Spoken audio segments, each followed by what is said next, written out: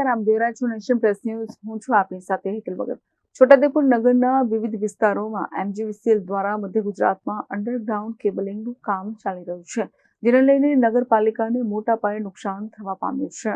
MGVCL દ્વારા મધ્ય ગુજરાતમાં અંડરગ્રાઉન્ડ કેબલિંગનું કામકાજ ચાલી રહ્યું છે, જેના ભાગરૂપે છોટાઉદેપુર નગરમાં પણ એમજીવીસીએલના કોન્ટ્રાક્ટરો દ્વારા અંડરગ્રાઉન્ડ કેબલનું કામકાજ ચાલી રહ્યું છે.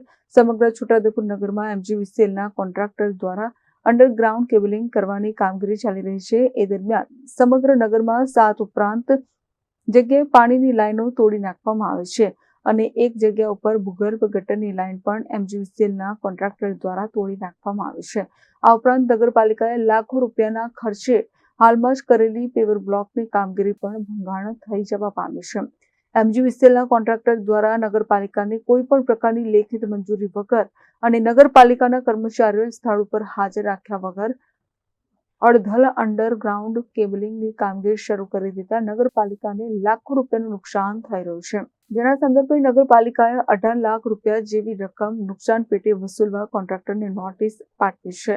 અંડરગ્રાઉન્ડ કેબલિંગ કરવાની સરકારની સારા ઉદ્દેશ સાથેની કામગીરી હોઈ શકે, પરંતુ નગરપાલિકા વિસ્તારમાં કોન્ટ્રાક્ટર ગમે ત્યાં ખાડા ખોદીને નગરપાલિકાને લાખો રૂપિયા નુકસાન એમજીવીસીએલના કોન્ટ્રાક્ટરો પહોંચાડે અને પીવાના પાણીની લાઇનમાં વારંવાર ભંગાણ પાડીને પાણીનો પુરવઠો બંધ થઈ જાય એવી પરિસ્થિતિનું નિર્માણ કરીને પાલિકાને લાખો રૂપિયાનું નુકસાન પહોંચાડે એ કોઈ પણ સંજોગોમાં સહન કરવામાં આવશે નહીં, તેમ નગરપાલિકાના બારેગૃહના ચેરમેન મુકેશભાઈ રાઠવાએ જણાવ્યું હતું. અને નુકસાનીના પૈસાનું નગરપાલિકાને ભરપાઈ કરવામાં નહીં આવે તો પોલીસ ફરિયાદ પણ કરવા તેઓએ જણાવ્યું હતું.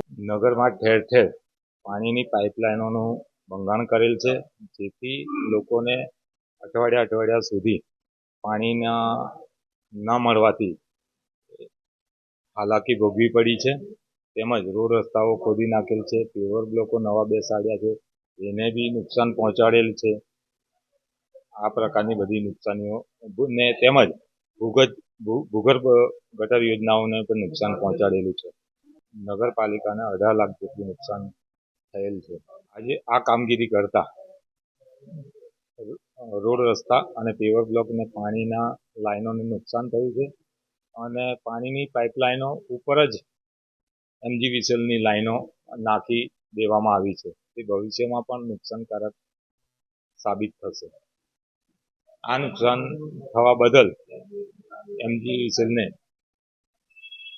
નગરપાલિકા દ્વારા નોટિસ કરવામાં આવી છે. Rehan Patel, Nation Plus news, Chhotaudepur. સમાચારોના સતત અપડેટ મેળવવા માટે અમારી નેશન પ્લસ ન્યૂઝની યુટ્યુબ ચેનલને સબસ્ક્રાઇબ કરો, બેલ આઇકન દબાવો અને જોડાયેલા રહો ફેસબુક, ઇન્સ્ટાગ્રામ અને ટ્વિટર પર.